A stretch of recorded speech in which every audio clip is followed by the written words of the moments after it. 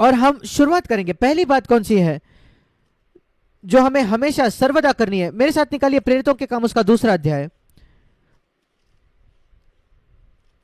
ये वो संदेश है जो पतरस पिन्तेकुस्त के दिन प्रचार करता है। प्रेरितों के काम 2 अध्याय और उसका 25 वचन, वो यीशु के विषय में कह रहा है 24 वचन में।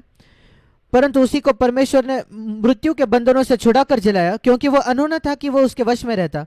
और फिर यीशु के विषय में दाऊद ने कहा था 25वें वचन, मैं प्रभु को सर्वदा अपने सामने देखता रहा। वो हमारा उदाहरण है कि हम प्रभु को सर्वदा अपने सामने देखें, सामने रखें।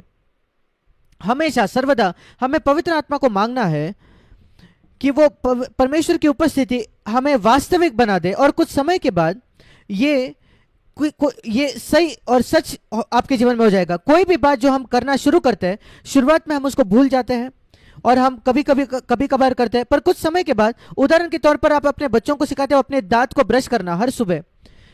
कभी कभी वो भूल जाते हैं, पर आप उनको याद दिलाते हो, याद दिलाते हो। एक दिन जब हम बड़ा हो जाते हैं, आज आप जो बड़े हो गए हो, किसी को आपको याद दिलाना पड़ता कि आपको ब्रश करना है सुबह? ये कैसे संभव है? आपको कोई जरूरत नहीं कि मम्मी आकर आपको कहे कि ब्रश करो दांत। एक समय आपकी जरूरत थी, हम सबों की वो जरूरत थी। कुछ समय के बाद वो एक आदत बन जाती है, सच्चाई बन जाती है। पर शुरुआत में ये कभी कभार होता है, हम भूल जाते हैं। पर कुछ समय के बाद अगर आप कहो, प्रभु मैं चाहता हूं कि ये मेरे जीवन में एक 24 घंटे की बात हो जाए, 7 दिन प्रति हफ्ते की एक वास्तविकता बन जाए मेरे जीवन की, कि मैं हमेशा जानता हूं, सचेत जागरूक होना नहीं। देखिए, जब मैं कहता हूं जागरूक होना, मतलब हम सोच रहे हैं कि मैं सोच रहा हूं, मैं कुछ देखता हूं मेरे सामने,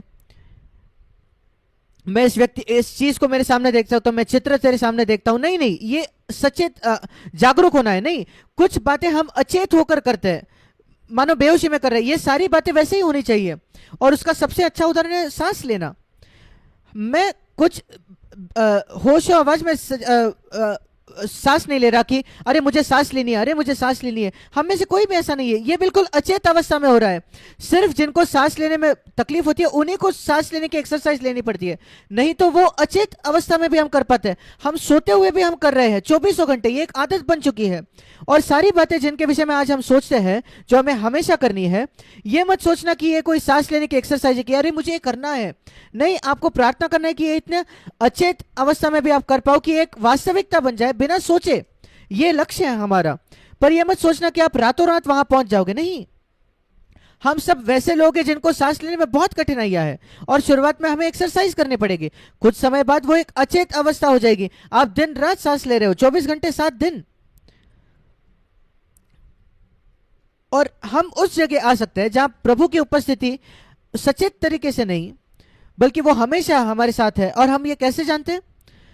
एक अपने आप हमारे अंदर एक प्रतिक्रिया आती है। कोई भी समस्या अगर आप देखते हो, आप तुरंत प्रार्थना करते हो।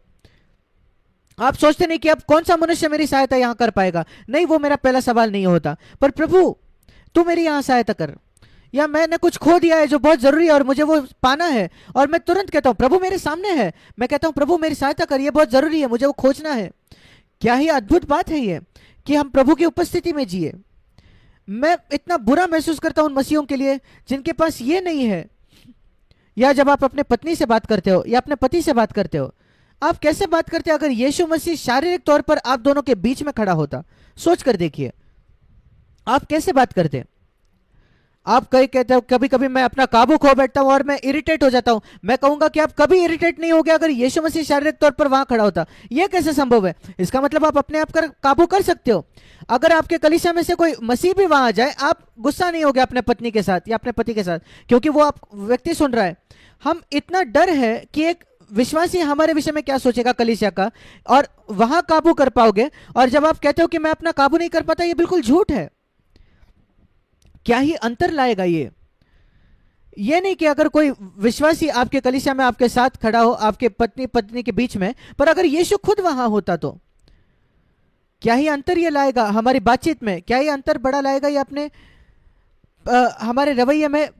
उदाहरण के तौर पर अपना आयकर के आप इनकम टैक्स को भर रहे हो, यीशु देख रहा है आप क्या लिख रहे हो। आप एक भी कुछ झूठा नहीं लिखोगे, एक पैसा कम नहीं कमाओगे जो आपने लिखा है वो। आप बिल्कुल ईमानदार हो गए, आप कहोगे हाँ मुझे ज्यादा कर भरना है, प्रभु तू मेरी मदद कर, मैं बिल्कुल खरा होना चाहता हूं इस क्षेत्र में या अपनी आर्थिक गतिविधियों में दूसरों के साथ।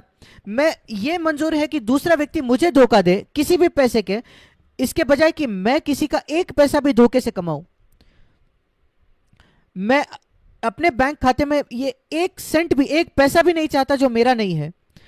मैं किसी का कर्जदार नहीं होना चाहता।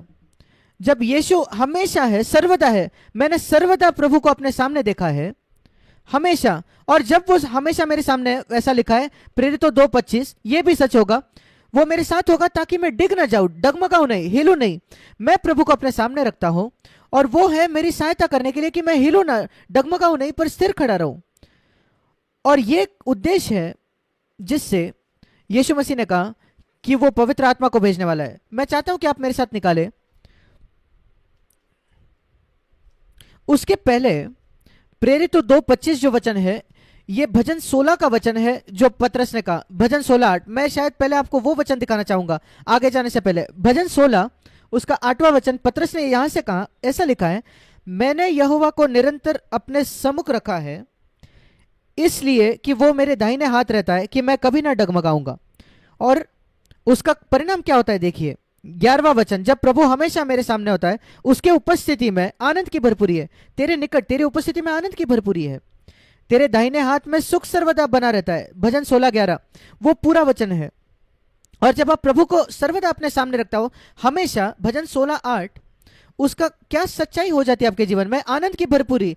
इकलौती जगह है पूरे विश्व में, पूरे संसार में, जहां आनंद की भरपूरी है। और हम आगे भी इसको देखेंगे, और वो है भजन 16:11, परमेश्वर की उपस्थिति में। आप कभी उसका अनुभव कहीं और नहीं कर सकते। सारे जो आनंद है संसार के, वो अस्थाई है, कुछ समय के है। ये सुख जो है, जो लोग खोजते हैं, जिसमें से आनंद खोजते हैं, चाहे वो आइसक्रीम खाने से सुख हो, या सेक्स का सुख हो, या अचानक पैसा कमाने का, बहुत पैसा कमाने का सुख हो, वो सब अस्थाई सुख है। परमेश्वर की उपस्थिति में निरंतर सर्वदा सर्वदा सुख है। 11वें वचन 16:11 इंग्लिश में लिखा है, अनंत काल के सर्वदा, और आनंद की भरपूरी, अनंत काल के सुख। ये अद्भुत बात है कि प्रभु हमारे सामने रखे। और अब यूहन्ना उसके 14वें अध्याय में, जब यीशु मसीह उसका अंतिम भोज उसके शिष्यों के साथ खा रहा था, और वो बता रहा था कि वो जाने वाले थे, और उसके शिष्य दुखी महसूस कर रहे थे, हमारा प्रभु जा रहा था। कितनी बातें अलग थी। जब यीशु नाव में था तो कोई फर्क नहीं पड़ता था अगर आंधी आती थी। जब हम कोई समस्या का सामना करते थे, यीशु होता था तो कोई बात नहीं थी। अगर दाखरस खत्म हो जाता था विवाह में, यीशु होता था, समस्या का हल हो जाता था। हजारों लोग हैं, सब भूखे हैं, दुकानें बंद हो चुकी है, यीशु वहां है, समस्या का हल हो जाता है।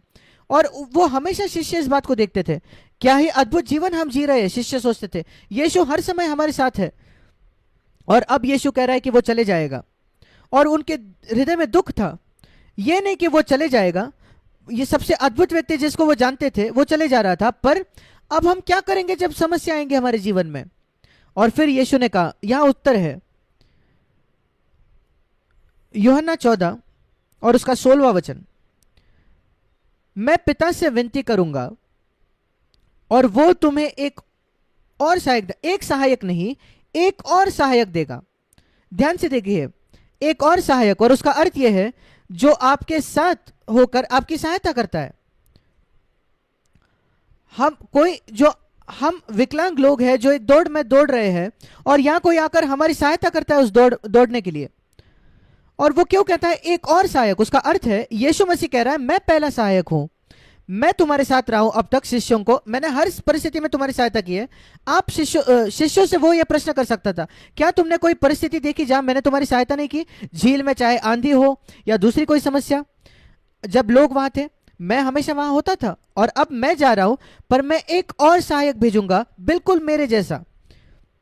वो है त्रिएक परमेश्वर का तीसरा व्यक्ति, पवित्र आत्मा, और वो तुम्हारे साथ रहेगा हमेशा के लिए, सर्वदा। वही वचन 16वां वचन। और वो कहता है सत्य का आत्मा, 17वां वचन, जिसे संसार ग्रहण नहीं कर सकता। कोई भी जो इस संसार से प्रेम करता है वो पवित्र आत्मा को अपने जीवन पर राज करता नहीं पाएगा, असंभव है। और इसलिए जितना हम इस संसार की आत्मा से अलग हो जाते हैं, हम संसार में जीते हैं पर हम संसार के नहीं हैं। हम इस संसार को अपने आप को प्रभावित नहीं करने देते। संसार उसको स्वीकार नहीं कर सकता, ग्रहण नहीं कर सकता, पर तुम उससे जानता हो और वो तुम्हारे साथ रहता है। अब वो तुम्हारे साथ है, आखिरी भाग 17 वचन, पर पेंतेकोस्त के दिन वो तुम में होगा, तुम्हारे अंदर होगा। अब वो तुम्हारे साथ है और एक दिन, जब कुछ दिनों बाद आज से, वो तुम्हारे अंदर होगा पेंटेकोस्त के दिन। और फिर वो कहता है मैं तुम्हें अनाथ नहीं छोड़ूंगा, 18 वचन, मैं तुम्हारे पास आता हूं। मैं तुम्हारे पास आता हूं, इसका क्या अर्थ है? क्या दूसरे आगमन के विषय में वो कह रहा है? नहीं, पवित्र आत्मा के रूप में आने के विषय में वो कह रहा है। जब आप कहते हो यीशु मसीह मेरे हृदय में आ जा, ईमानदारी से मांगते हो, पाप से आप मुड़ जाते हो, पवित्र आत्मा है जो अंदर आता है। हाँ, यह बिल्कुल स्पष्टता से लिखा है, रोमियो के पत्र उसके 8वें अध्याय में लिखा है, अगर आपके अंदर मसीह का आत्मा नहीं है, रोमियो 8 उसका 9वां वचन, रोमियो 8:9, अगर पवित्र आत्मा, मसीह का आत्मा आपके अंदर नहीं है तो आपका नया जन्म भी नहीं हुआ है। जिस क्षण आप कहते हो यीशु मसीह मेरे हृदय में आ जाओ, यीशु मसीह तो स्वर्ग में है, वो वहां से है, वो दूसरे आगमन के समय वापस आएगा। पर जब आप कहते हो यीशु मसीह मेरे हृदय में आया, वो पवित्र आत्मा है, मसीह का आत्मा है जो अंदर आता है आपके अंदर। अब शायद आप पवित्र आत्मा से परिपूर्ण नहीं होते, वो अलग बात है, पर वो आपके अंदर आता है जीने के लिए, रहने के लिए। और जब वो आपको भरे या नहीं है, इस पर निर्भर होता है कि आप पूरी तरीके से अपने आप को उसको अधीन करते हो क्या नहीं, पर वो अंदर तो आ जाता है। वो अंदर आता है विशेषकर प्रभु की उपस्थिति हमेशा आपके साथ लाने के लिए। और इसलिए इसको अपनी प्रार्थना बनाए, प्रभु मैं अनुभव करना चाहता हूं इसको, मैंने प्रभु को अपने सामने सर्वदा रखा है। दूसरी बात जो हमें करनी है, ऐसा नहीं, पर जो हम कर सकते हैं। क्या आप जानते हो पुरानी वाचा में ऐसे नियम थे कि आप ये करो, ये मत करो, आप ये करो, ये मत करो, आप खून ना करना, व्यभिचार ना करना, अपने पड़ोसियों से प्रेम रखो, ये सारी आज्ञाएं थी, आज्ञाएं थी, आज्ञाएं थी। पर जब यीशु मसीह ने पहाड़ी उपदेश दिया, एक अंतर देखिए, बहुत जरूरी अंतर। मत्ती उसका 5वां अध्याय, उसने कहा पुरानी वाचा की आज्ञा थी कि तुम हत्या न करना, पर मैं तुमसे ये नहीं कह रहा कि तुम गुस्सा न करना। ये वही आत्मा नहीं है, मैं चाहता हूं कि आप इसको देखें। वो ये कहता है अगर आप गुस्सा करोगे तो आप दंड के योग्य होगे। देखिए एक अंतर है, ये नहीं कि तुम गुस्सा नहीं करना। वैसे ही 27वां वचन, तुम सुन चुके हो पुरानी वाचा में कि व्यभिचार न करना, पर मैं तुम्हें यह नहीं कह रहा कि तुम लालसा मत करना, एक कुदृष्टि से मत करना, पर अगर तुम एक स्त्री पर कुदृष्टि डालोगे तो तुम व्यभिचार कर रहे हो। आज्ञा तो वही है, पर एक आत्मा अलग है। मैं चाहता हूं कि आप इस बात को देखें। पुरानी वाचा की आज्ञा थी कि आप गलत शपथ मत देना, झूठी शपथ मत खाना, मत्ती 5:33, पर मैं आपसे कहता हूं कि शपथ करना ही नहीं। और वैसे ये नहीं कि तुम ये नहीं करना, वो आत्मा नहीं है नई वाचा की, पर तुम ये करोगे, तुम ये नहीं करोगे, जो अलग है कि तुम ये नहीं करना। इससे ये नहीं है कि आप एक लंगड़े व्यक्ति को कह रहे हो कि तुम्हें चलना ही है, पर उसको कहना लंगड़े को कि तुम चल सकते हो, उसमें बहुत बड़ा अंतर है। और इसलिए इसको याद रखें, इसको याद रखें इन सारी बातों में। जब हम कहते हैं 7 बातें जो हमें हमेशा करनी है, ये 7 बातें जो हम हमेशा कर सकते हैं, और प्रभु कहता है कि हम उसको कर सकते हैं।